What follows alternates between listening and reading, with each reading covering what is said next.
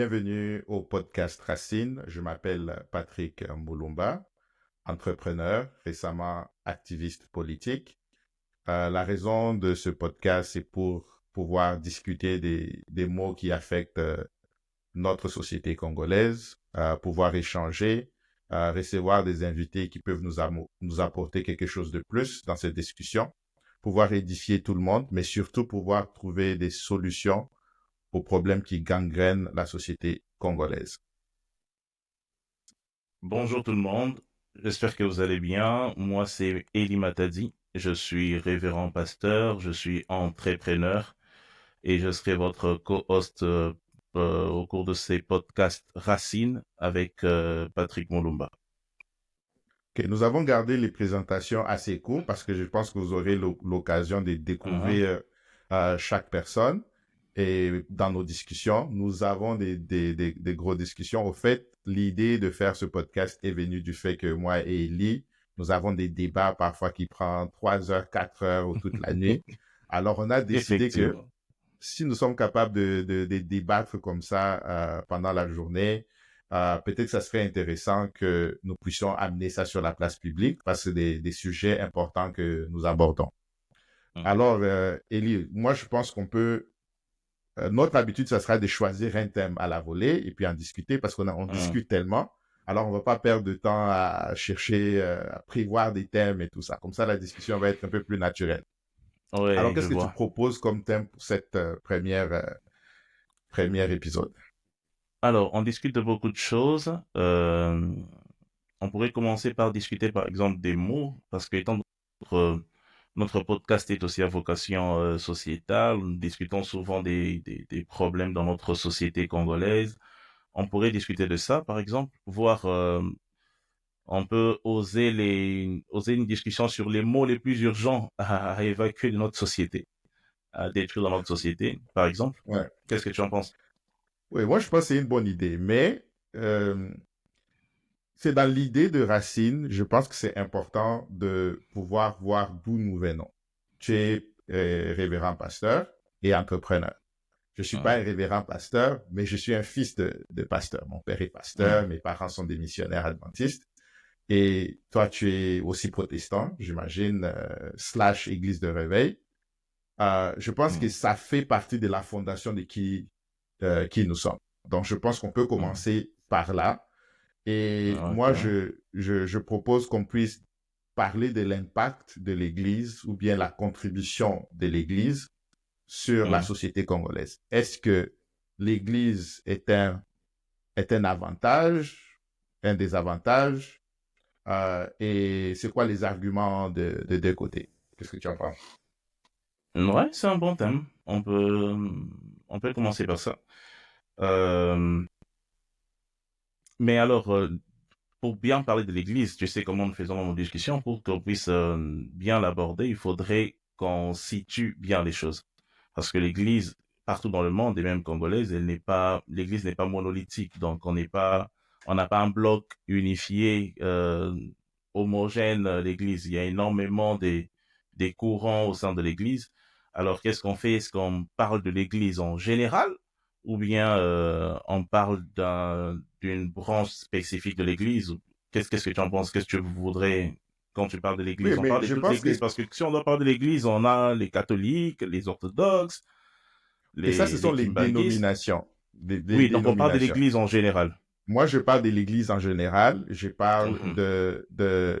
et puis quand je parle de l'Église, je parle de l'Église chrétienne parce que Yes, la ok. RDC est en majorité un pays chrétien, au moins Mhm. traditionnellement, parce que moi, je ne crois pas vraiment que Mhm. c'est dans la pratique que nous sommes chrétiens, mais traditionnellement et culturellement, peut-être que nous sommes des chrétiens. Mais déjà là, pourquoi OK? tu penses pas que dans la pratique, nous sommes chrétiens? Parce que moi, je veux te dire que je ne crois pas que la majorité des Congolais ont la foi. Je pense que si nous avions la foi, ça serait visible dans la société congolaise. Et là, je ne parle pas juste des valeurs, des mœurs et des vices et des choses comme ça. Je parle du développement, de l'entrepreneuriat, de la science et tout ça.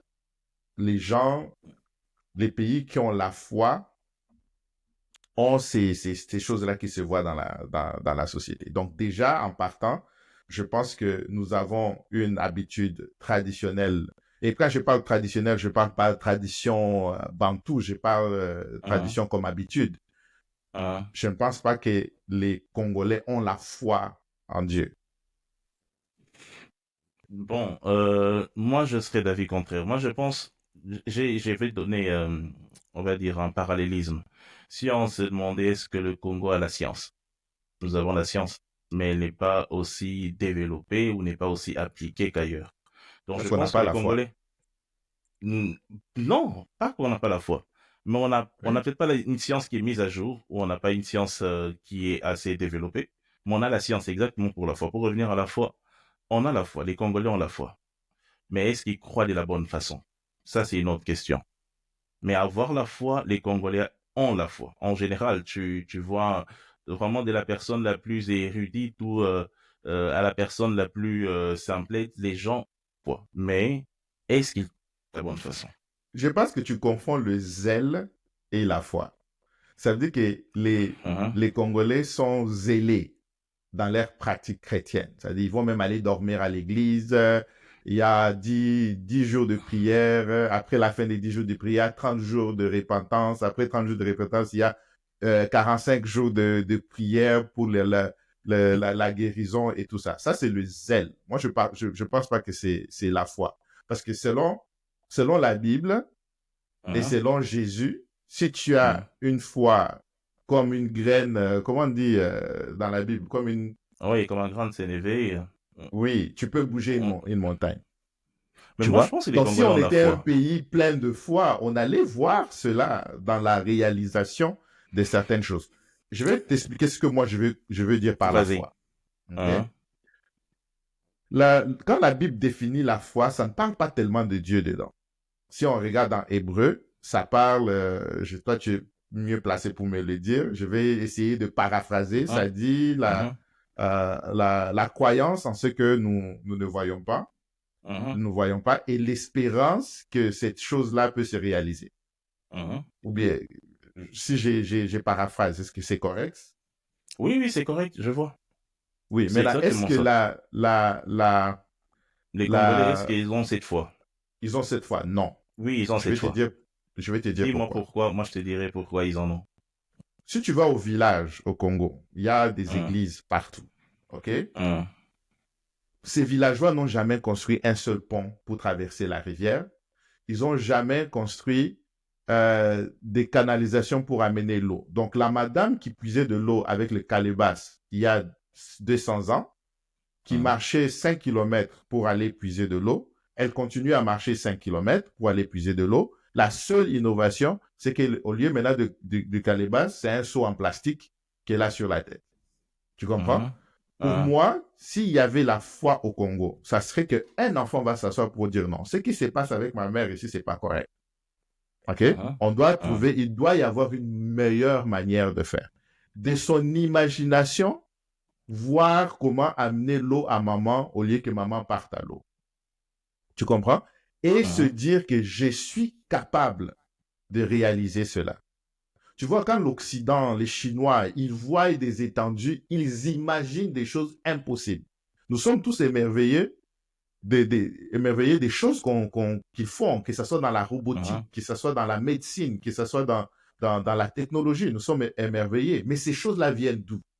Ça vient d'une croyance absolue qu'ils sont capables. Et comme ils hein, croient qu'ils sont capables, ils matérialisent cela.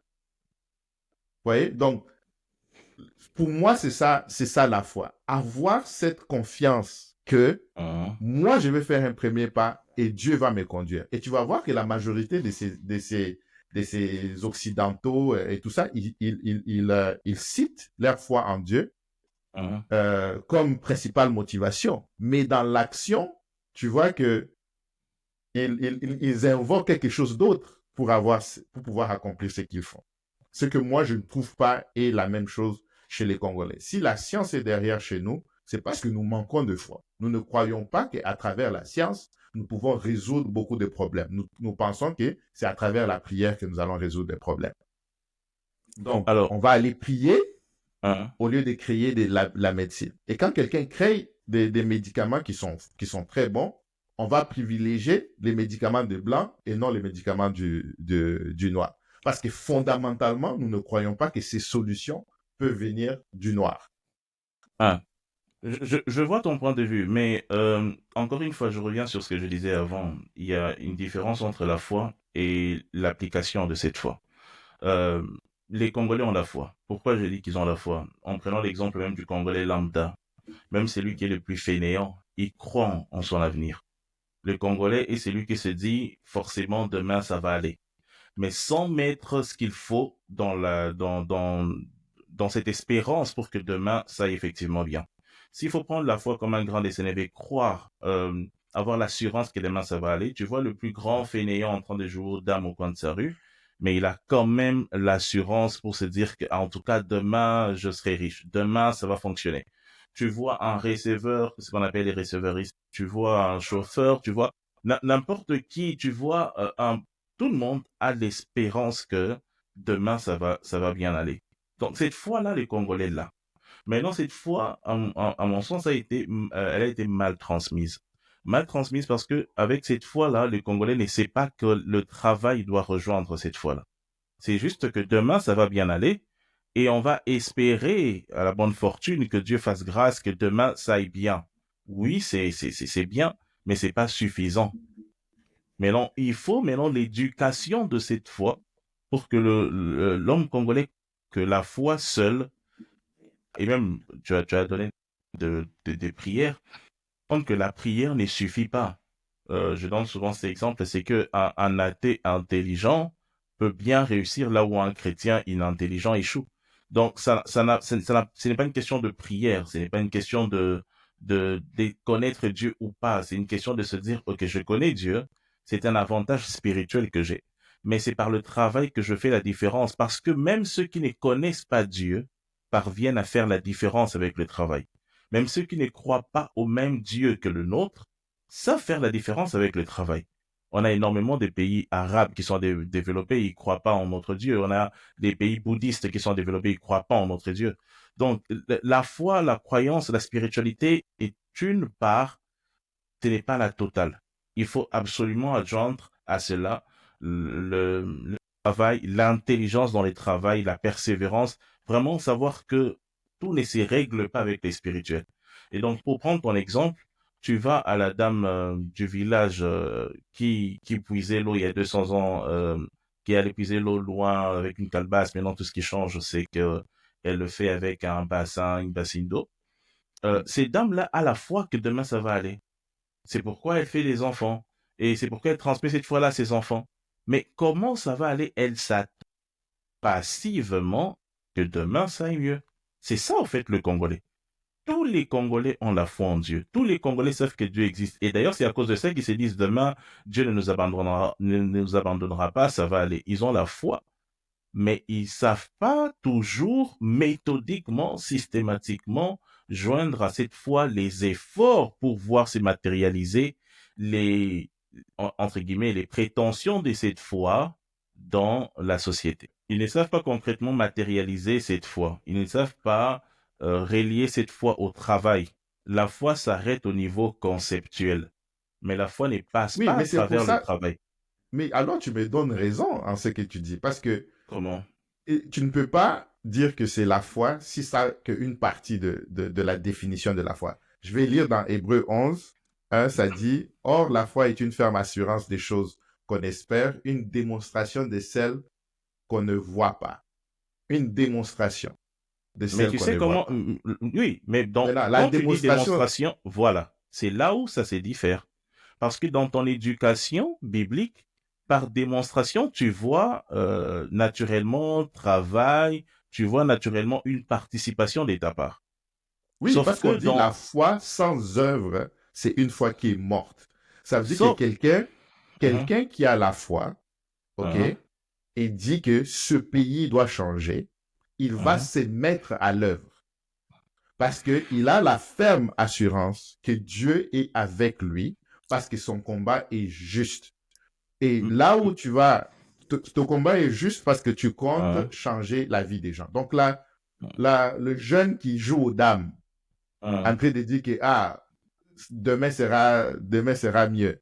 Mais hein, qui va rendre demain meilleur si hein, ce n'est pas lui? Tu vois, donc il a une partie de la foi où il croit que c'est possible, que demain hein, sera meilleur, mais il hein. manque la deuxième partie de la foi où ça Exactement. parle de passer à l'action. Et alors, si tu Exactement. manques ces deux-là, tu n'as pas la foi, en fait, parce que cette foi est morte. Cette foi est Mais- morte. Donc, si la Hein, foi est morte, la foi n'existe pas. Tu vois? hein, Tu dois hein. absolument avoir les deux pour avoir la foi. Moi, je vais te donner un exemple personnel. OK? Dis-moi. Hein, Désolé, maman, je vais parler un peu de toi. Mais je vais te donner un exemple personnel. Quand j'ai décidé de rentrer au Congo, le premier hein, endroit que j'ai voulu aller, c'était au Kasaï central, dans ma province natale. Parce que à l'époque, c'était un grenier de l'agriculture. Je voulais faire l'agriculture et je me suis dit, hein, pourquoi ne pas aller à la base? Tu vois, hein, à la base, mon grand-père était un grand commerçant dans le secteur agricole, tellement bon qu'on l'appelait Chimangawa Bibota. Bibota, ça veut dire des bananes. Donc, il était connu vraiment pour la production, l'exportation de la banane dans la province et hein, même hors de la province. hein, Alors, j'ai décidé de rentrer là-bas. Mon père était très content. Le pasteur, il était très content. Il m'a même accompagné dans mon premier voyage au Kasaï central. Et pour lui, c'était une fierté de pouvoir ramener son fils au Kasaï central. Mais ma mère, peut-être qu'elle a failli pleurer en me disant qu'on va te manger là-bas dans la sorcellerie. Tu vois? On va te hein, manger dans la sorcellerie là-bas, là. Et pourquoi tu dois aller là-bas? Tu peux faire ça même à l'extérieur de Kinshasa et tout ça. Là-bas, il y a les sorciers. Et je peux dire que c'est la même chose dans toutes nos maisons. hein, Et pourtant, nous sommes des chrétiens. Vous voyez? Donc, elle a la foi que Dieu va m'accompagner. Elle a aussi la foi à son fils qu'elle a éduqué. OK? Mais maintenant, quand hein, ça vient maintenant à passer à l'action, c'est là que ça pose problème. Tu hein. vois? C'est là que ça fait peur. Ça pose problème. Et moi, je pense qu'une foi comme ça, ce n'est pas une vraie foi. Par contre, ma mère, dans des autres aspects de sa vie, elle a vraiment la foi. Ça veut dire que elle va donner sa dîme et ses offrandes correctement. Elle, c'est une femme de prière. Elle peut manquer, aujourd'hui, ce matin, elle peut manquer 10 dollars en main. Elle a une charge de 500 dollars qui vient la même journée. Elle va prier et je peux t'assurer qu'avant la fin de la journée ou le lendemain, elle aura ces 500 dollars-là. D'une manière que jusqu'aujourd'hui, il n'y a personne dans la famille qui peut expliquer. Ça arrive seulement. Ouais, donc ça, c'est Hein. une fois, elle passe à l'œuvre. Elle va pas dire que non, je n'ai pas ces 500 dollars, alors je vais pas faire le business. Elle va dire non, je n'ai pas ces 500 dollars maintenant, mais je me lance. Dieu va me donner les 500 dollars. Elle passe à l'œuvre et Dieu bénit le travail de sa main. Et moi, je pense que c'est ça la démonstration de la foi. Si tu n'es pas capable de croire que tu peux le faire et de croire que quand tu vas te lancer en action, Dieu va t'accompagner, tu n'as pas la foi. Hein. Et les Congolais, en général, n'ont pas cette foi-là. Ils attendent que quelqu'un d'autre fasse ça pour eux. Et ça, on ne peut pas appeler ça une foi.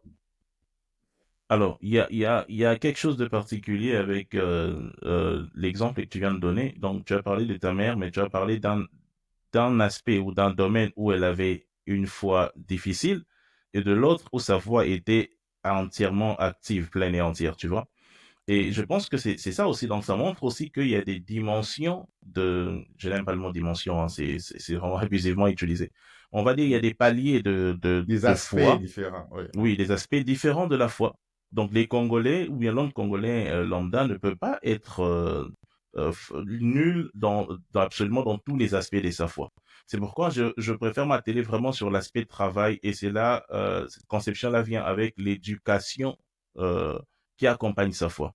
Comment on lui a appris que la foi devait fonctionner? Comment on lui a appris que, ok, savoir que Dieu est pour toi, ou bien que Dieu t'aidera, que demain ça va mieux aller. Comment tu fais maintenant? Quelle est ta part des responsabilités? On a appris à la majorité des Congolais à attendre vraiment des dieux de manière passive. Alors que patienter, que Dieu fasse quelque chose, patienter, ce n'est pas attendre de manière passive, mais c'est vraiment agir et faire en sorte que la chose que tu veux ou que tu patientes arrive dans les meilleures conditions. Donc, ça, c'est l'éducation de foi que le Congolais n'a pas reçue. Et encore là, nous parlons du Congolais en général, hein, en particulier.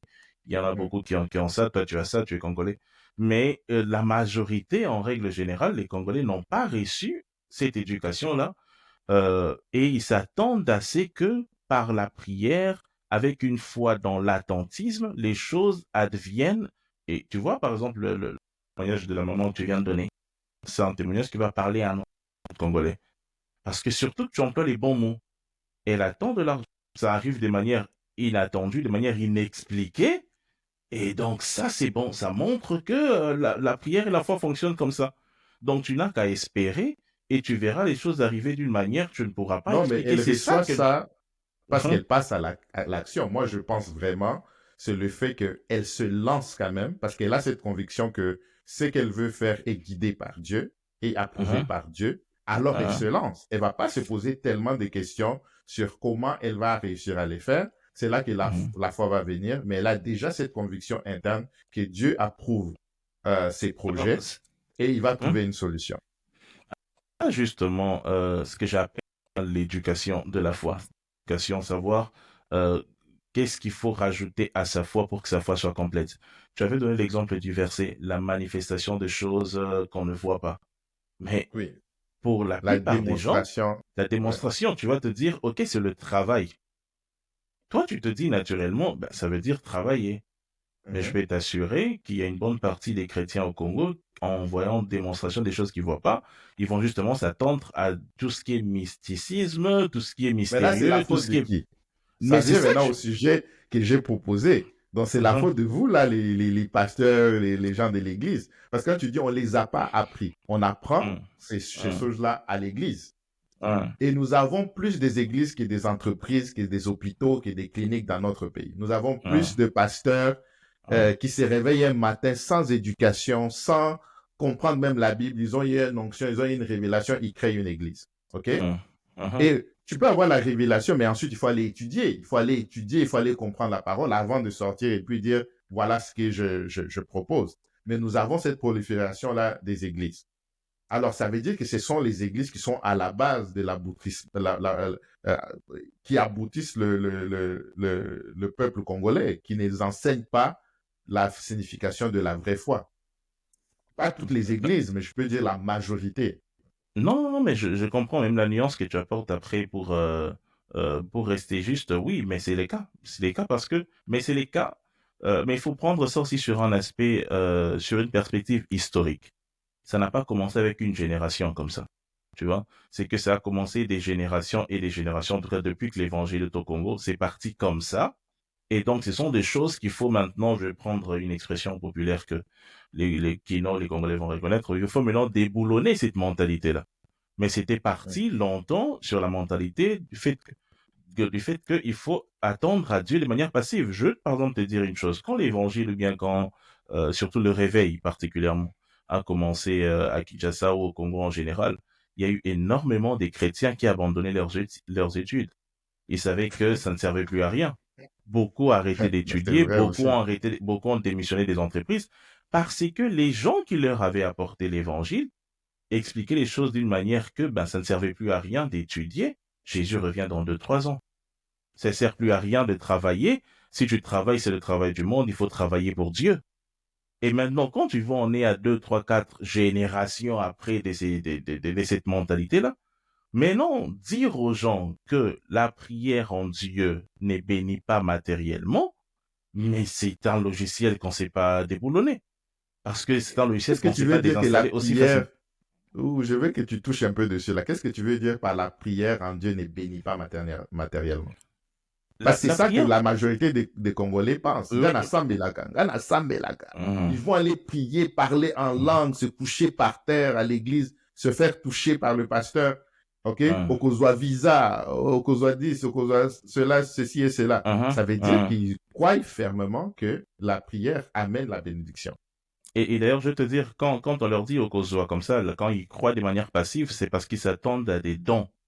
Ça encore, c'est un autre problème. On va peut-être l'aborder parce que vraiment, il y a cette culture de recevoir, de ne pas créer de la richesse, mais de recevoir. Et on ne s'en gêne même plus de recevoir. Donc, la prière ne bénit pas matériellement. Si nous allons sur le principe que la prière bénit matériellement, la prière seule bénit matériellement, comment expliquer alors les autres religions qui sont bénies, qui prient pas le même Dieu que nous? Parce qu'en plus, nous, chrétiens, nous revendiquons prier le vrai Dieu, le seul et Ouais. l'unique vrai Dieu. Comment on va justifier cela autrement? Comment justifier les athées qui sont bénis? Comment justifier toutes les autres religions où il y a des multimillionnaires, des multimilliardaires qui sont bénis? Donc la prière n'est pas la clé de la bénédiction matérielle. Mais La les gens prière, vont dire qu'ils sont bénis par le diable. non par les Eux, travail. Et ils bon, servent le diable. ok, même allons même sur cette réflexion-là. Et alors les athées Mais les qui croient en athées, ils ne rien, servent pas qui, Dieu, qui, en- alors, qui croient ni en diable, ils sont peut-être sous l'influence du diable, mais ils ne oui, croient pas au diable, ils ne les servent pas, ils n'adorent pas les diables, ils ne croient même pas en son existence. Donc c'est pas intentionnel, ils sont peut-être sous l'influence, mais oui. pourquoi eux ils sont bénis? Et même si nous allons dans cette perspective-là, admettons que, parce que le diable les voit perdus, le diable les bénit. Pourquoi alors les prieurs professionnels que nous avons au Congo, pourquoi on n'a pas des multimillionnaires partout alors, avec cette quantité de prières? Mais moi, j'ai Et déjà répondu à cette le question. On diable n'a pas serait de plus... foi. Non, non, c'est On pas une n'a pas question de de foi. foi. Oui, Non, parce que la foi a Les deux Congolais, parties. La foi a deux oui, parties. C'est ça que je la dis. foi, Ce n'est pas non, seulement la croyance, mais c'est l'action aussi. On n'a pas oui, la partie action. Eux, ils ont la croyance et ils ont mhm, l'action. Et puis, dans mhm, la définition de la foi, mhm, l'athée a la foi. C'est quand tu dis que l'athée, la définition de la foi ici ne mentionne pas Dieu. mhm, Tu vois, ça dit, la foi est une ferme assurance des choses qu'on espère. OK? Une mhm, démonstration de celles qu'on ne voit pas. On ne dit pas, mhm, la foi est une ferme assurance des choses qu'on espère en Dieu et une démonstration de Dieu de celles qu'on ne voit pas. Non. Ça veut dire que l'athée a la foi en ce qu'il croit. Il croit vraiment mhm, que Dieu n'existe pas. Il croit que Satan n'existe pas. Donc, que ça dépend de lui, faire de mhm, sa vie ce que sa vie doit mhm, être. Alors, il mhm. démontre cette croyance-là dans sa vie de tous les jours, en bâtissant les choses que lui trouve que c'est bon pour lui. Construire des Alors, maisons, moi, construire des ponts, construire tout ça. je voudrais qu'on trouve un terrain d'attente. Ouais. Euh, le terrain d'attente serait que les Congolais ont une foi, en général, encore une fois, c'est pas tous les Congolais, mais une Mm. foi incomplète. Quand une chose Bon. est déjà incomplète, c'est qu'elle existe quand même. C'est pourquoi moi je tiens à dire que les Congolais ont Non, la moi, je dis foi. qu'elle est morte. Quand tu es mort, tu n'existes pas. Je vois. Bon, ça c'est, C'est comme ça qu'on discute tout le temps. non, non, je Faut comprends. comprendre. Nos Tu veux, discussions sont il faut comme que ça ça. soit. En fait, toi, tu es dans soit il y a tout ou il y a rien. Moi, je préfère dire qu'il y a quelque chose, mais la chose en question n'est pas aboutie. Parce que quand tu dis qu'elle est morte, on est quand même dans un pays qui est, je sais pas moi, à 90% chrétien. Mm. Mais ils croient pas bien, en général encore. Ils croient pas très bien. C'est pourquoi on a énormément des prieurs et les pays est dans l'état où il est, tu vois. C'est pourquoi, et même quand ils croient pas bien, il n'y a pas que, par rapport au travail, même par exemple, quand nous disons que nous avons 80% de, des chrétiens dans notre pays, la plupart de nos politiques prient dans nos églises. Et ils sont tous, hein. Je Oui, pense que le président de la Cour suprême est pasteur. Les pas différents que ça. Mais présidents de là, la Cour de où est-ce que moi, cassation, des tribunaux, ce uh-huh. sont des pasteurs. Où est-ce que moi je vais en Euh, venir? C'est pour dire qu'ils prient tous, en tout cas, outre peut-être les pasteurs, mais en tout cas, la plupart sont des fidèles, ou du moins dans des oui, églises. ils ont une église Mais tu ouais. vois dans quel état se trouve le pays? Ben oui, C'est pour dire, voilà, c'est pour dire qu'on a autant des... Quand on s'est plaint des politiques, quand on s'est plaint de, voilà, de beaucoup d'aspects dans notre pays, mais ils sont tous chrétiens. Ça veut oui. dire que ce sont des gens qui viennent dans nos églises, les gens qui dirigent nos institutions viennent dans nos églises et Ouais. entendent nos prédications et ils vont pour faire ce qu'ils font. Oui. Alors, Parce que l'État la Bible doit... aussi dit que tu vas les connaître par leurs fruits. Vous Hein, les connaîtrez par les fruits. Alors, si hein, on a une société chrétienne, hein, des gens de leadership chrétien, des hein, prières dans le stade de martyr pour telle chose de l'État, des pasteurs qui sont dans la politique. Récemment, plusieurs pasteurs ont été nommés même à la présidence. Okay? Les hein. conseillers stratégiques du président. Je pense que le DIRCAP du président lui-même, c'est un pasteur que j'ai déjà entendu prêcher, tu vois. Donc, Mhm. nous avons des pasteurs à tous les niveaux. En fait, tous les politiciens, beaucoup de politiciens que je connais, sont soit des anciens de l'Église, des pasteurs, ils ont même leurs propres églises qu'ils ont initiées, mais les fruits de tout ça ne se manifestent pas dans la société congolaise. C'est pour ça que je dis que le Congolais pense avoir la foi. Moi, j'appelais ça même de l'idolâtrie. Tu sais, quand tu ne crois pas bien ou quand tu Mhm. suis pas Dieu correctement et les fruits ne se manifestent pas dans la société, ça veut dire que tu adores un Dieu qui n'est pas le vrai Dieu. Ça veut dire que Dieu est là, mais toi, tu es en train d'adorer quelqu'un d'autre que tu penses que c'est Dieu, mais parce que tu n'as pas bien compris qui Dieu est dans sa nature, tu as créé un autre Dieu. Tu vois, quand la Bible Mais, dit tu n'auras pas d'autre Dieu devant ma face, ce n'est hein, pas seulement aller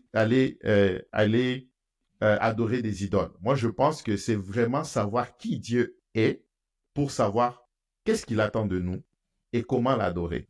Donc, si les églises chrétiennes, les églises de réveil sont en train de véhiculer une image différente de Dieu, ils sont en train de créer des idolâtres. Ils sont en train de créer des personnes qui sont en train d'adorer un Dieu qui n'est pas le Dieu de la Bible, qui n'est pas le Dieu vivant, le seul et unique. C'est un autre Dieu sont en train de vendre à ces gens-là. oui, Donc, oui, mais je peux déjà, dire que là, la quand nous disons, majorité de la population congolaise est idolâtre. Et c'est pour ça que tu vas voir les fruits de hein, l'idolâtrie, si tu regardes dans la Bible, les fruits de l'idolâtrie, les hein, sacrifices des gens, les tueries, les choses, tu vas les voir beaucoup dans la société congolaise, parce que la société congolaise, en général, je ne dis pas tout le monde, ok, dans congolais, mais je dis la société en général congolais est dans ces choses, dans les sacrifices, dans les empoisonnements, dans les tueries, la répudiation des enfants, on met les enfants dans la rue, hein, dans l'homosexualité. C'est quelque chose qui est immense au Congo, même si on essaie de le cacher. Tu hein, vois? Donc, hein. toutes ces choses-là hein, montrent que il y a une majorité d'idolâtrie par rapport à vraiment la foi et la croyance. Et dans les sociétés occidentaux, on peut les blâmer. Ils ont des trucs d'homosexualité, ils ont codifié cela, ils ont les transgenres et tout ça. Mais je dirais que la majorité, par exemple, des Américains sont d'abord contre ces choses-là, mais ils manifestent leur foi dans leur vie de tous les jours. C'est pour ça que les plus grands donateurs au monde, c'est les Américains. Ils font des dons dans des milliards de dollars individuellement pour Hein. aider l'Afrique, s'entraider entre eux. Tu vois? Bon, C'est ça la manifestation de par la rapport foi. aux donations, ce sera peut-être des sujets dans notre jour, hein, parce que les donations, c'est Non, un je ne sujet parle pas encore. de l'État qui donne. Moi, je Non, non, non, parle des individus. même Oui, des oui. individus, les fondations, les œuvres caritatives qu'ils peuvent avoir, ça pourrait être vraiment un sujet aussi intéressant parce que là, il y a à boire et à manger. Mais pour revenir Oui. à ce qu'on disait, euh, évidemment, quand on voit le résultat, il y a à se questionner sur la sémence. Ok, Exactement. c'est qui est en train de pousser, mais c'est là où la solution de l'Église, et quand nous parlons de l'Église, nous ne parlons pas de l'Église de réveil seulement, de l'Église en Mhm. général parce que nos institutions ne sont pas tenues que par les gens de l'Église de réveil. Je pense que les catholiques doivent être de loin supérieurs, par exemple, en dominer la scène politique de notre pays. Donc, Mhm. il y a les catholiques, il y a énormément de courants religieux. Donc, nous parlons de toute la famille Tout le chrétienne monde, oui. congolaise, pas de Oui. l'Église de réveil seulement. Et même en parlant donc en parlant maintenant de cette famille congolaise-là, se remettre en question ou faire un bilan est vital pour nous. C'est ce qu'il nous faut vraiment faire. C'est-à-dire qu'il nous faut vraiment regarder ce que nous avons produit jusqu'ici comme résultat. D'ailleurs, les résultats, pour l'observer, ce n'est pas... il y a deux façons de faire, et je pense que c'est la première façon que nous aimons beaucoup faire au Congo. C'est vraiment... à- euh, c'est décider normes, ou euh, de ses propres résultats. C'est-à-dire, c'est satisfaire de ses propres résultats sans les mettre sur un plan purement objectif, sur un plan vraiment neutre. C'est-à-dire que je demanderais à la plupart d'hommes des dieux ou prêtres, si on veut congolais, en tout cas d'hommes des dieux congolais, chacun d'entre eux individuellement peut te dire, tu lui demandes, tu es satisfait de ton ministère ou tu es satisfait de l'église au Congo, il va te dire, bien sûr, je suis très satisfait. Et ça c'est vraiment une analyse très subjective parce que il va te dire, ben mon église, j'ai commencé avec 20 membres, j'en ai 100, et j'ai des gens qui sont sortis de mon église. Ça aussi, je comprends même pas comment c'est vraiment, c'est un sujet de gloire maintenant, quoi. C'est-à-dire que j'ai des gens qui sont sortis de mon église, qui sont aussi maintenant devenus des pasteurs, donc on est plus fiers de produire des pasteurs qu'autre chose. Ça, il peut en être fier, mais le bilan pour le pays. Maintenant, je pense que la meilleure façon aussi de pousser les gens à réfléchir, à faire un autre bilan, c'est de les questionner. Euh, Es-tu fier de l'état de notre pays? Probablement, il dit non, non, je suis pas fier de l'état de notre pays. Ok. Est-ce que tu sais que notre pays est dirigé par les personnes qui soit dirigent les églises congolaises, soit sont dans les églises congolaises, à 85% si tu veux? Oui. Donc, il y a un problème. Parce que ces gens entendent nos prédications, viennent chez nous, nous prennent pour repères, nous les prêchons depuis des années, et quand ils vont dans la chose publique, voici ce qu'ils produisent. Quand ils sont dans la société, voici ce qu'ils produisent. Donc, il y a forcément un problème. C'est à partir de là qu'on peut maintenant commencer à se questionner à tête reposée, sans fanatisme, sans s'aveugler soi-même, sans voir les choses telles qu'elles sont et non pas telles qu'on voudrait qu'elles soient. Il y a un souci dans notre pays. L'Église congolaise a apporté énormément au pays. Tout n'est pas négatif. L'éducation, pour ce qui est des écoles, hein, les hôpitaux, il y a des cours, les hôpitaux, il y a des congrégations religieuses, catholiques, des églises protestantes. Donc, l'Église a apporté énormément, mais depuis un temps où il y a un palier qu'on ne parvient pas à franchir. Et le palier, je pense qu'il est aussi dans l'économie, dans la société, dans tout ce qui est social. On ne parvient pas à franchir ces paliers-là. On ne parvient Et pas à comment tu produire des... expliques ça? Comment tu expliques ça?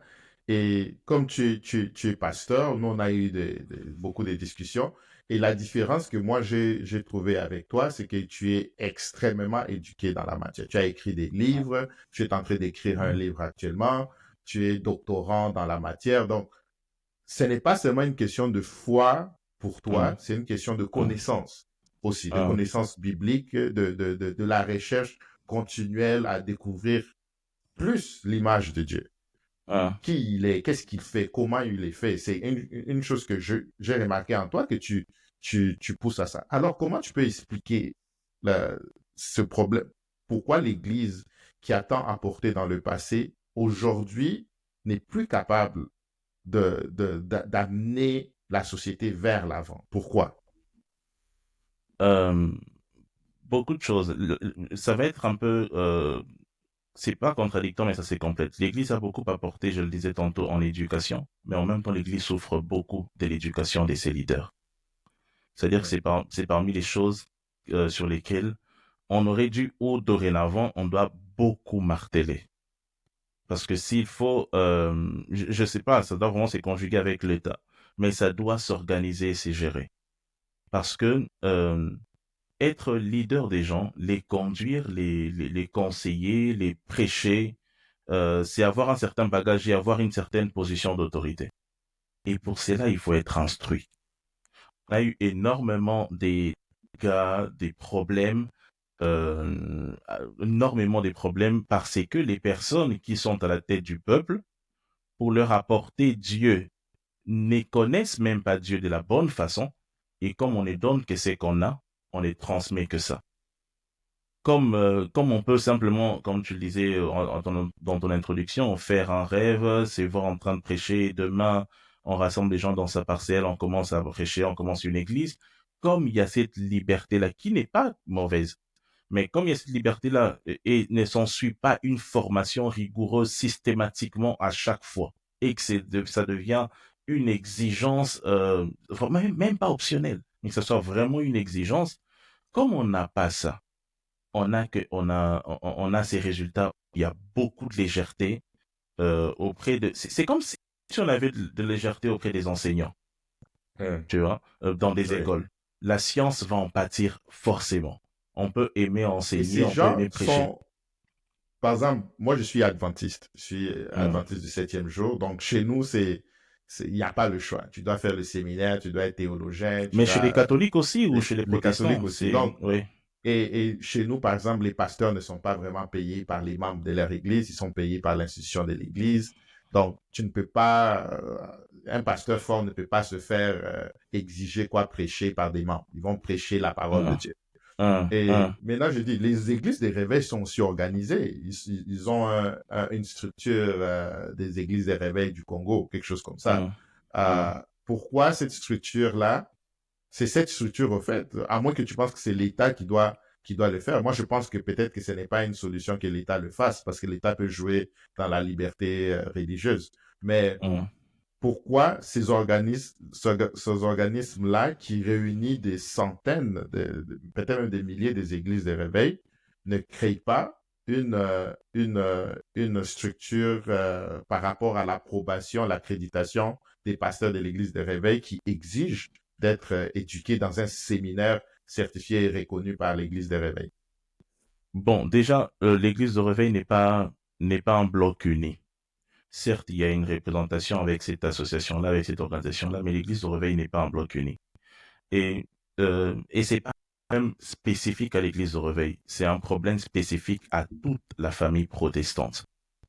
Mm. C'est nous, avec la réforme, avec Luther et tout, on a mis beaucoup d'accent sur la liberté. Et c'est cette liberté-là qui est vraiment un couteau à double tranchant. Chez les catholiques, par exemple, le séminaire est obligatoire. Il y a une hiérarchie, tout est organisé. Tu peux pas faire ce que tu veux. Mais auprès de nous, les protestants, que ce soit chez vous, les adventistes, que ce soit chez les méthodistes, n'importe qui peut décider de sortir, commencer à faire ce qu'il veut au nom de Non, l'église protestante. Non, non, pas non. chez Ce que nous. je veux dire, non, non, non. Si, je veux dire quoi? Ça Oh, veut tu dire veux que dire qu'il n'y a pas une non, l'église il y a pas protestante une n'est pas une autorité. église, en fait. Ouais. Voilà, voilà, n'est C'est pas, un voilà. mouvement, c'est une Exactement. idéologie, une Tu, idéologie. tu Ouais. m'as, tu m'as dévancé. L'église protestante, on Ouais. n'est pas une église. C'est-à-dire qu'aujourd'hui, toi, par exemple, même en étant adventiste, tu peux demain commencer un tout autre courant. Tu peux décider de commencer tout autre chose. Ok, oui, vas-y, ça avait coupé. Donc, tu disais que dans l'église, même adventiste, je peux me réveiller puis créer Oui, tu peux un te autre courant. Et puis, c'est créer le d'ailleurs, cas même à oui, l'église adventiste. Nous avons voilà. des adventistes réformés, par exemple, Par exemple, qui sont sortis, ils ont exactement. créé Et là. ça, cet héritage-là continue jusqu'à l'église de réveil. Donc, déjà au niveau de l'église protestante, j'ai écrit même un bouquin là-dessus, justement. Étant un mouvement et non pas une communauté unie, on ne se dirige que par consentement. Bon, ailleurs aussi, c'est vrai, mais on n'est pas un mouvement uni. Tout le monde peut décider avec ses propres normes commencer un mouvement unique. Et c'est ça qui est un problème. Et quand ça vient dans l'église de réveil, mais tout le monde, chacun a commencé son mouvement ou son église librement. Mm. Donc, contrôler même quand on parle d'église de réveil, c'est même par abus de langage. On peut même pas, ils prêchent même pas la même chose. Dans l'église de réveil, Oui, s'il fallait réveil être, d'abord. oui, s'il fallait être, même dans l'église de réveil, s'il fallait être scientifique, être rigoureux, mais on a peut-être 600 ou 1000 courants dans l'église de réveil, s'il fallait voir dans les Mm. doctrines. Donc, c'est chacun fait ce qu'il veut. Et à partir de là, même si on a une organisation qui représente les églises de réveil, étant donné que cette organisation n'aura jamais le droit légal pour obliger à toutes les églises de réveil de se joindre à elle, donc il y aura toujours la majorité des églises de réveil qui fonctionnera librement, qui fonctionnera en roue libre parce qu'il n'y a pas de leadership au-dessus pour moi, je serais Mais, partisan pour cette. Bon, peut-être on va dire que c'est dû à mon côté cartésien ou parce que j'ai été formé comme ça, mais moi, je serais pour une organisation un peu similaire aux catholiques.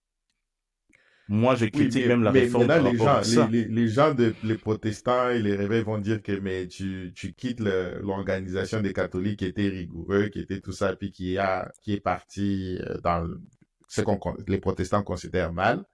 Et puis Hein? là, tu vas créer une autre structure qui va avoir aussi beaucoup de pouvoir et donc la politique interne à la structure Hein? qui va, qui va, qui va aussi aller peut-être dans des dérives. Tu vois, moi, ma question, c'est vraiment plus là où nous sommes présentement. Mhm. euh, Qu'est-ce qu'on fait pour que l'Église soit un moteur de développement? Parce qu'on peut pas. D'ailleurs, si aujourd'hui je dis au Congo, aux Congolais de ne plus aller à l'Église, mais je serai banni, on va me jeter des Mhm. pierres, tu vois? Mhm. Donc, on peut Mhm. pas dire aux Congolais de ne pas euh, croire en tel ou tel. Tu vois, il y a des choses Mhm. terribles que je vois des Congolais croire. Euh, Mhm.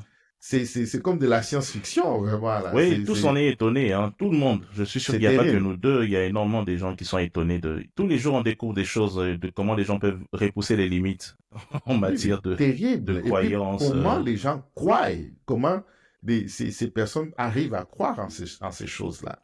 Ça, Tu ça vois? c'est pas qu'à l'église de réveil. Ça, c'est Oui, dans oui, tout c'est ce dans qui est tout. religion.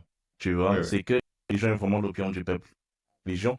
Il y a eu des guerres aux États-Unis ou partout, il y a des sectes qui se sont empoisonnés, il y a des sectes où les gens sont Ouais. devenus des assassins. En matière de Ouais, récemment, religion, au Kenya, il y a eu une secte là qui sont morts parce ils avaient fait un jeûne de hum, 40 jours et tout ça, et puis les membres n'ont pas pu voilà. s'en Donc sortir. ça, Ouais. ça c'est la religion est dangereuse dans ce sens qu'elle peut vraiment anesthésier l'intelligence et les gens se mettent à croire des choses où toi qui es à l'extérieur, tu ne comprends pas comment ils croient en ça. Ça, ça c'est Ça, c'est vraiment relatif à la religion en général. La religion, c'est comme ça. OK. C'est pourquoi Maintenant, c'est un instrument on n'a dangereux. pas beaucoup de temps qui reste. Donc, Hein. soyons un peu pragmatiques. Alors, je Moi, vais proposer quelque je chose. n'ai pas une solution parce que je préfère que tout le monde devienne adventiste. Non, moi, je vais proposer, Non, je je blague. comprends. Je vais Mais, proposer quelque chose et ça va être, tu me diras ce que tu en penses ou bien nos téléspectateurs. Je vais proposer quelque chose. Ma seule proposition est que du Congo en général. Bon, en tout cas, l'église de réveil, l'église catholique, si on veut. Les catholiques peut-être sont déjà dans la chose en question. Moi, je pense que notre évangile doit vraiment s'axer sur les priorités de notre société maintenant. Quelle est la priorité de notre société maintenant? Entre autres, c'est la pauvreté. Je prends exemple sur, prenons le révérend Martin Luther King, qui était aussi un pasteur protestant. Ségrégation aux États-Unis, il y avait le thème et son évangile tourné sur les problèmes de sa société. Je ne suis pas tellement d'avis que maintenant, même si les Congolais ont appris, et ça je comprends, hein, c'est ce que la religion fait psychologiquement aux gens, les Congolais ont appris à s'extasier, à s'exciter devant les mystères des anges ou comprendre ce qui se passe. Donc, c'est bien, c'est de la connaissance, mais ça ne nous avance pas. Et d'ailleurs, les pays des gens qui ne font pas ces choses, euh, beaucoup de pays qui sont avancés sans connaître. C'est bien, mais je pense qu'on doit faire. Quand j'étais petit, mon père me donnait une image, jamais oublié. Il me disait c'est ça la un question que bol. j'allais te poser parce que moi, ma croyance est très impactée par mon père. Voilà, la Un, croyance de mon père, sa manière de voir les un, choses et même sa un, manière d'agir, un, comment il exerce sa foi. Tu vois, c'est quelqu'un un, qui n'avait pas peur d'aller dans des endroits. Ah, mais il a des histoires à raconter, des endroits terribles parce qu'il avait cette un. foi-là. Donc, je voulais savoir si toi aussi, tu as pris, tu as hérité de ta compréhension de la foi de la part de ton père. Et Oui. ensuite, tu t'es dit que je dois m'éduquer. Mais ce besoin-là d'éducation, de vouloir arriver même jusqu'au niveau de doctorat dans la théologie, dans la religion, Un. c'est quelque chose qui est venu de ton père ou bien c'est quelque chose qui est venu de toi-même? Mais c'est sûr que c'est venu de lui. Et personnellement, et d'ailleurs, je remercie Dieu pour ça. Je remercie. Moi, j'étais petit, à l'école primaire, carrément, je sais même plus, mais j'étais vraiment petit. Et mon père, qui, lui, faisait déjà ses études en théologie, à l'UPC, je lisais ses textes, je fais ses cours, on partageait, il me faisait lire des livres, il m'a vraiment initié, il m'a vraiment donné la chose. J'ai été petit, je faisais des lectures de tous les œuvres des théologiens qu'on avait à la maison, des livres, on avait une grande bibliothèque, des Calvins et tout ça, et je devais faire des résumés pour lui, et lui, il m'écoutait.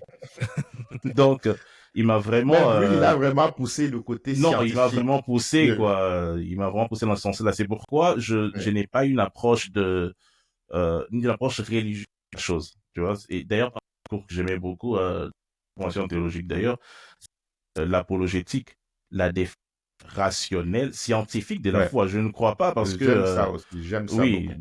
tout le monde qui veut nourrir un peu son intelligence va vraiment aimer ça, qui aime ça, quoi, parce que Mhm. on ne croit pas juste parce qu'il faut croire, parce que c'est culturel.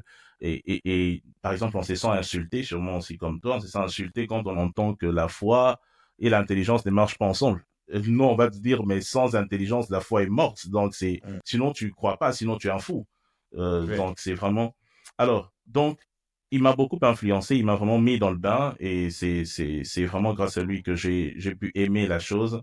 J'ai pu aimer tout ce qui était théologique, biblique et aller un peu plus loin.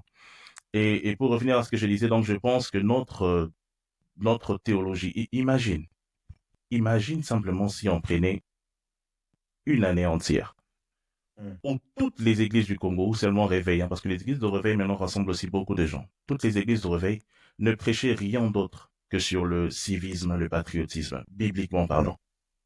Un an seulement.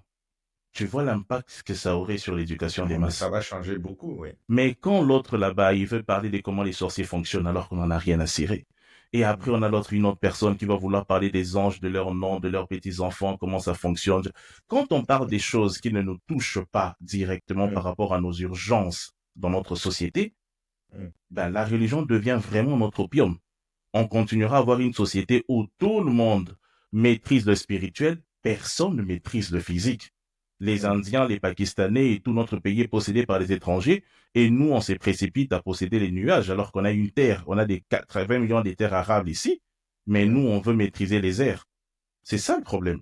Et Ouais. spirituellement, en plus, les airs, hein, c'est même pas construire les avions physiquement. Donc, ça devient une grande distraction. Donc, ça devient une Donc, grande planer dans le distraction comme vide, ça. quoi. Oui, planer, voir des choses, parler, c'est En bien tout langue, ça. et avoir des révélations. Alors, tu Mhm. m'avais interrompu, je disais, l'image que mon père me donnait quand c'était, quand tu pierres des pierres, des rochers, tout ce que tu veux, et du sable, tu veux mettre dans un bocal, il faut mettre les choses dans l'ordre. Et vraiment, les sables, tu le mets en dernier, que ça c'est glisser entre les pierres, mais tu mets d'abord les bonnes fondations. Pour l'instant, notre pays ne nous appartient pas. La politique de notre pays est difficile, l'économie de notre pays ne nous appartient pas. Au fait, en dehors peut-être de la musique, et c'est le seul aspect de l'art que je pourrais brandir, mais on n'a pas un seul secteur de notre pays qui fonctionne correctement, mais tout le monde est chrétien. Il y a un Mhm. problème. C'est Donc, il ça. faut commencer par prioriser les urgences que nous avons. La Bible étant, c'est la parole de Dieu, hein, mais vous allez comprendre pourquoi je vais le dire ainsi. La Bible est comme un outil, ou bien comme une boîte à outils. Qu'est-ce qu'on veut régler dans notre société urgemment? On ne peut pas toucher Mhm. à tout, on va de manière désordonnée. Il y en a d'autres qui vont commencer à laver les gens là-bas, il y en a d'autres qui vont commencer à faire des délivrances avec... Il y a du tout et on s'est satisfait de ça. Vraiment comme une sorte de masturbation spirituelle. On s'est satisfait de ça, mais c'est rien de réel.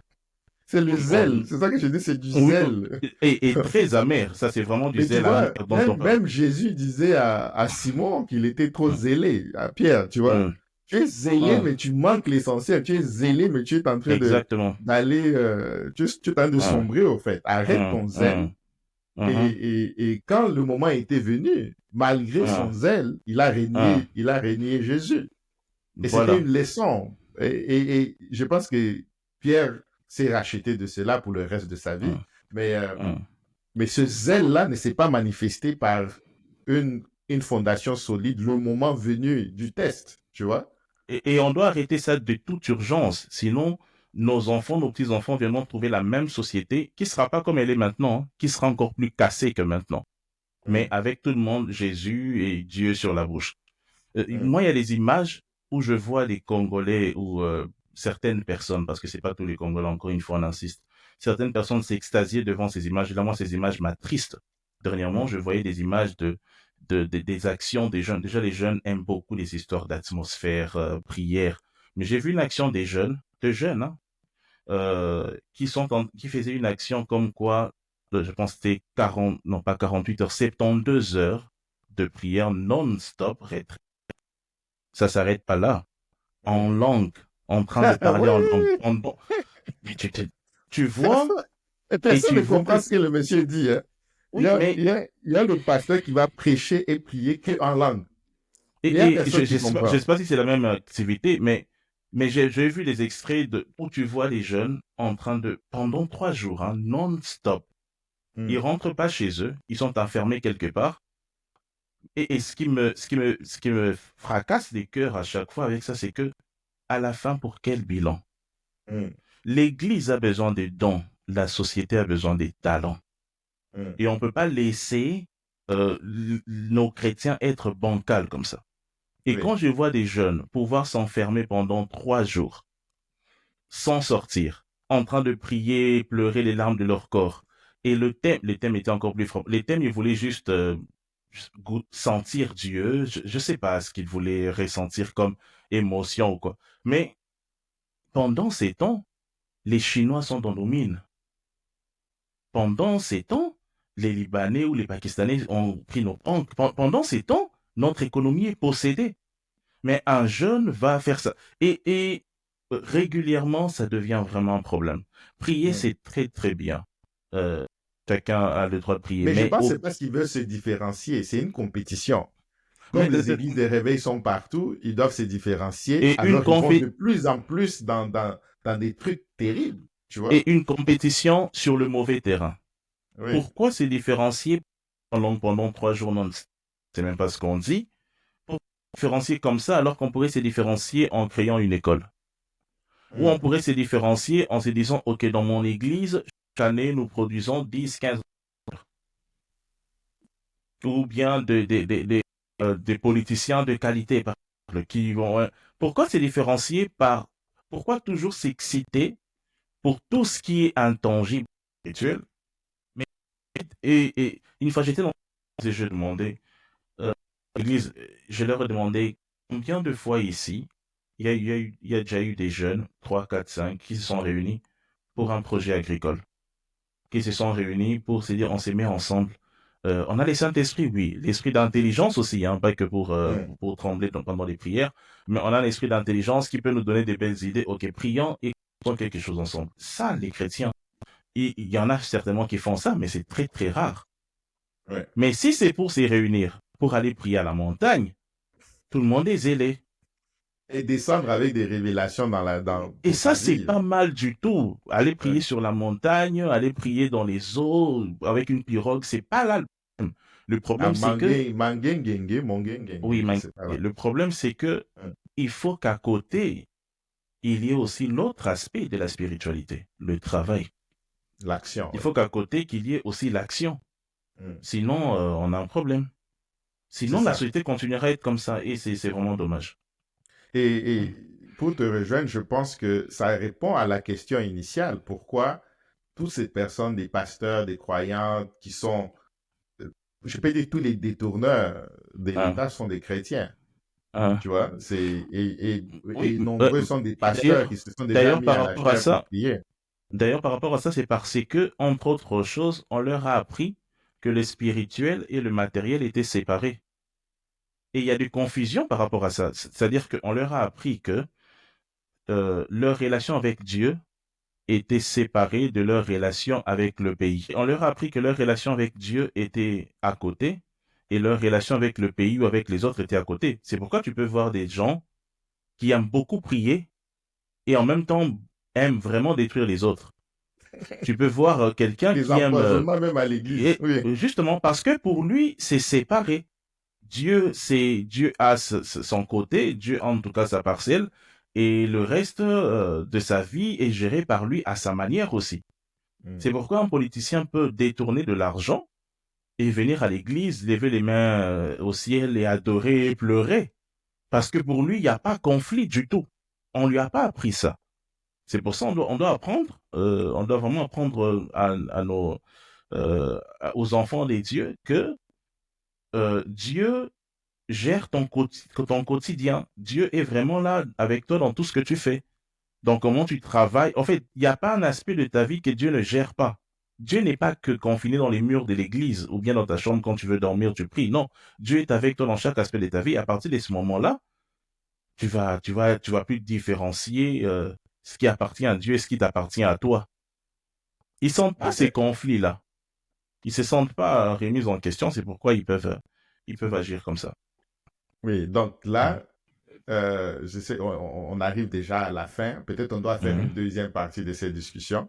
Par Euh, exemple. mais, mais nous avons établi que euh, presque toutes les facettes de la société congolaise sont malades. Mhm. La religion, l'application de la religion, c'est malade. La politique, c'est malade. L'économie, c'est malade. La justice, n'en parlons pas. C'est à la morgue et puis embaumé déjà. Donc, Mhm. pour moi, ces choses découlent des racines. Et je pense que c'est pour ça que nous avons choisi de faire ce podcast Racines, parce que Mhm. on doit aller questionner la base de tout ce que nous avons. C'est quoi les racines? Nous avons mis nos racines dans quelle terre, dans quelle fondation? Où est-ce que nous puisons nos valeurs? Où est-ce que nous puisons qu'est-ce qui nous amène à poser certains actes, prendre certaines décisions? Et, Mhm. et, et quand tu vois maintenant cette solution, je suis désolé de te poser des questions parce que j'ai Non, mais pris la dis-moi. position, tu es pasteur. Quand tu Mhm. vois maintenant tout ça, OK, en quelques mots, pour toi, alors, on commence par quoi? On commence par où? Au niveau religieux, qui va prendre la charge de dire on doit réorganiser ces choses? Cette personne va être attaquée par tous ces gens-là qui gagnent. C'est leur gagne-pain de rendre les fidèles idiots pour pouvoir continuer à soutirer de l'argent de leur part en les miroitant des fausses bénédictions. L'impact sur la société est là et je pense que l'Église est l'outil principal qui peut commencer la réformation du changement de mentalité parce que tout le monde va à l'église et tout le monde écoute son pasteur. Donc, si vraiment on doit impacter la société congolaise rapidement, ça va Mhm. être par la refondation même de l'église ou amener tous ces pasteurs charlatans et les vrais et les faux, tout ça, et les amener à voir qu'ils ont un rôle à jouer pour arrêter toutes ces choses-là. Mais on commence par où, selon toi? Qu'est-ce qu'on peut faire? Mm. Bon, c'est une question vaste, mais je vais de schématiser cela. Comme nous l'avons évoqué, il y a énormément de pasteurs, mais il y a une multitude de charlatans. Alors, à partir de là, ce qu'il faut faire, c'est que les bons ont une particularité. Quand la plupart des bons, quand ils voient l'état ambiant des choses, ils se rétractent, ils se mettent à l'écart. Il faut donc encourager les bons à parler, à faire leur part. Et toujours parler. C'est-à-dire que et encourager les bons à ne pas suivre la tendance. Tu vois, c'est que quand ils voient les autres, ah ben écoute, nous on veut être rationnel, on veut vraiment bénir le peuple de Dieu, on veut donner de la bonne nourriture, mais ben eux là-bas ils font des actions comme ça, ils font ça, c'est ce qui attire les jeunes. Il faut oser être différent. Il faut avoir le courage de l'être, parce qu'on se dit je répondrai du Seigneur au final. Je vais pas rentrer dans la manipulation du peuple de Dieu, je ne vais pas rentrer à vendre des rêves, je vais pas rentrer dans ces choses. Il faut déjà qu'ils aient de la personnalité. Ensuite, il faut encourager, en tout cas tout le monde à se former, toujours se former. L'éducation déjà des leaders est important. C'est une chose vraiment à n'est pas du tout négligée. Euh, et également la vulgarisation, comme ce que nous voulons faire avec Racine, là, parce que euh, une autre façon de comprendre les gens ou bien les leaders à se former, c'est quand ils voient que les membres ou bien les auditeurs ne sont plus aussi dupes qu'avant. Si les gens ne peuvent pas faire le bilan, les auditeurs peuvent le faire. Si les pasteurs ou ils veulent pas faire des bilans, ils veulent voilà, ils se disent ben nous on est confortable, mais il faut encourager les fidèles à faire des bilans de leur société. Il faut encourager les gens à réfléchir. Comme ça, c'est maintenant ces gens-là qui commenceront à sanctionner les pasteurs, les prêtres, les abbés, tout ce qu'on veut. C'est-à-dire qu'on veut des choses qui nous font grandir parce qu'on a des enjeux X, Y, Z dans notre pays. Donc, quand il faut attaquer de tous les côtés. On fait ce qu'on peut à partir de l'élite et on fait de la vulgarisation pour la masse, pour que la masse devienne exigeante face aux élites. Et de cette façon, on pourra bouger les choses. Ça sonne comme un travail de longue haleine, en tout cas. Oui, effectivement, ça se fera pas Ouais. du jour au lendemain, ça c'est sûr. Mais il faut bien commencer quelque part. Il faut Ça, bien c'est quand je commencer quelque parle, part. moi, je suis public en tant qu'entrepreneur, mais depuis récemment, depuis mon passage en prison, je pense qu'on aura l'opportunité de parler, de discuter de l'expérience entrepreneuriale aussi.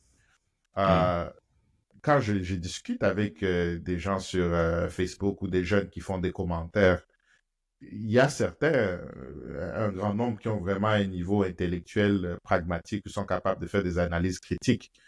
Mais je peux te dire que beaucoup, ils ne sont pas là-dedans. Hein. Ça veut dire que déjà, à hum, la base, peut-être on va parler du système éducatif dans une autre hum, épisode, hein.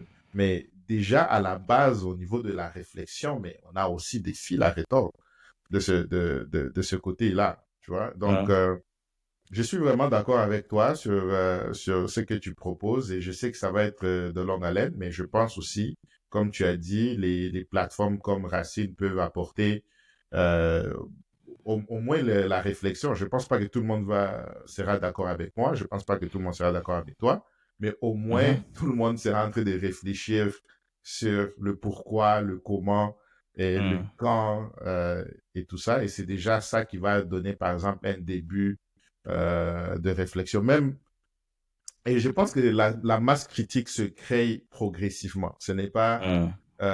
d'un coup, on aura 1 million de personnes qui commencent à réfléchir de cette manière, mais ces personnes peuvent influencer des gens autour d'eux et puis petit à petit, ça peut augmenter. Donc là, on a déjà fait beaucoup de temps.